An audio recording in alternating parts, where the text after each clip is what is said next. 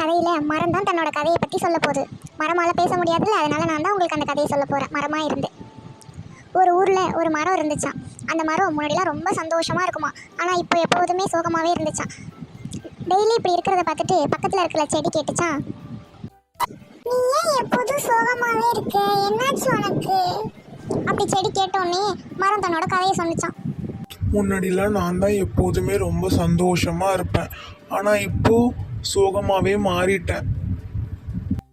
அப்படி என்னதான் நடந்துச்சு, என்னாச்சுன்னு சொல்ல. மழை காலத்தில் எப்போதுமே இங்கே தான் உட்காந்து விளையாடுவாங்க, படிப்பாங்க, என் மேலே படம் வரைவாங்க,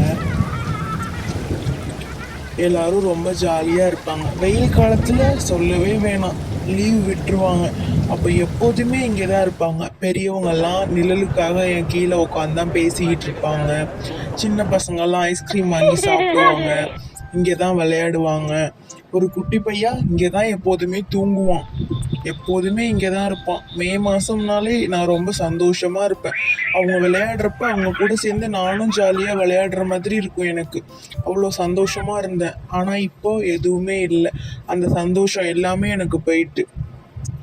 கொஞ்ச நாள் முன்னாடி கூட சில பசங்க வருவாங்க, என் கீழே உட்காந்து ஃபோனில் ஏதோ விளையாண்டுக்கிட்டு இருப்பாங்க, அதுக்கப்புறம் போவாங்க. இப்போது அதுவும் இல்லாமல் போயிட்டு, யாருமே வர்றதில்லை. நான் மட்டும் தனியாக இருக்கேன். அவங்களோட நினைவுகளை நினச்சிக்கிட்டே நான் ரொம்ப சோகமாக இருக்கேன் அப்படின்னு மரம் சொல்லி ரொம்ப ஃபீல் பண்ணிட்டு இருந்துச்சான். நான் முன்னாடிலாம் சந்தோஷமாக இருந்தேன், இதனால தான் இப்போ சோகமாக இருக்கேன். கிளிகள் கூட என் கூட இப்போ வர்றதில்லை, கிளிகள் கூட அழிஞ்சிக்கிட்டு இருக்கு அப்படின்னு சொல்லி ரொம்ப வருத்தப்பட்டுச்சான். உடனே அந்த செடி சொல்லிச்சான், கவலைப்படாத, ஒரு நாள் எல்லாமே மாறும், கண்டிப்பாக எல்லாரும் வருவாங்க, கிளிகள் கூட வரும், நம்ம சந்தோஷமாக இருக்கலாம் அப்படி சொல்லி ஆறுதல் சொல்லிக்கிட்டு இருந்துச்சான். அப்போது ரொம்ப நாளுக்கு அப்புறம் ஒரு பையன் அந்த வழியாக ஃபோன் பேசிக்கிட்டே நடந்து போயிட்டு இருந்தானா. அவன் ஃபோனில் யார்ட்டையோ பேசிக்கிட்டு போயிட்டு இருந்தப்போ திடீர்னு அங்கே வந்தோன்னே நம்ம இந்த இடத்துக்கு முன்னாடி வந்து விளையாண்டுருக்கோமே, இருந்திருக்கோமே அப்படின்னு ஒரு சின்ன ஞாபகம் வந்துச்சான். உடனே சுற்றி முற்றி அந்த இடத்த பார்க்குறான். பார்த்தோன்னே அவனுக்கு பழைய நினைவுகள்லாம் வருது. அவன் நண்பர்கள் கூட அவன் விளையாண்டது, இங்கே தூங்குனது, உணவு சாப்பிட்டது எல்லாமே அவன் கண் முன்னாடி வந்துட்டு போகுது.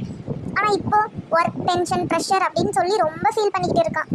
அவனால் ஒரு நிமிஷம் கூட ஃப்ரீயாக இருக்க முடியல, ரிலாக்ஸ் பண்ண முடியல. ஆனால் அப்போது எவ்வளோ சந்தோஷமாக இருந்தோம் அப்படின்னு நினச்சி பார்த்து ஃபீல் பண்ணி அந்த மரத்துக்கு அடியில் உட்காந்து ஃபீல் பண்ணுறான். திடீர்னு அந்த மரம் ஒரு காஞ்சையில் அவன் மூஞ்சில் வந்து விழுகுது.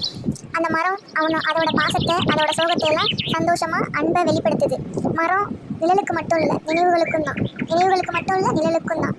மரத்துக்கும் மனிதனுக்கும் உள்ள நட்பை தான் இந்த கதை சொல்லியிருக்கு.